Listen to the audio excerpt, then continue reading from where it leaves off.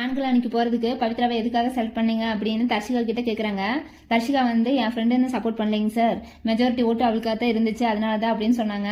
இப்போ இந்த ஒரு வாரம் கழிச்சும் நீங்கள் அது சரின்னு நம்புறீங்களா இல்லையா அப்படின்னு கேட்குறாங்க. நாமினேஷன் அப்படின்னு தெரிஞ்சும் அவள் சொல்லாமல் இருந்துருச்சுன்னா அது தப்பு, நானே கேட்டிருப்பேன் அப்படின்னு தர்ஷிகா சொல்லிச்சு. அவங்களும் இருந்தாங்கன்னு தான் நினைக்கிறேன்.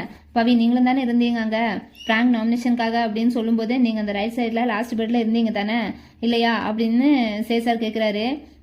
அதுக்கு பவி வந்து ஆமாங்க சார் அப்படின்னு சொல்லிட்டாங்க. இப்போ நீங்கள் என்ன சொல்கிறீங்க அப்படின்னு தர்ஷிகா கிட்ட கேட்டாங்க. அதுக்கு வந்து நாமினேஷன் அப்படின்னு கேட்டும் நீ அந்த பிளான் எக்ஸிக்யூட்டிவ் பண்ணாமல் வச்சிருந்துச்சுன்னா அது வந்து தப்பு அப்படின்னு தர்ஷிகா வந்து பவிக்கிட்ட சொல்கிறாங்க. ஆக மொத்தத்தில் வந்து பெண்களுக்குள்ளேயே எல்லாருமே ஃபுல்லாக சண்டையாக இருக்கும்னு நினைக்கிறேன். நாளைக்கு பார்க்கலாங்க இதோட ஆஃப்டர் எஃபெக்ட்ஸ் எந்த அளவுக்கு இருக்குன்னு நாளைக்கு லைவில் தெரியும். அது வரைக்கும் வெயிட் பண்ணி பார்ப்போம்.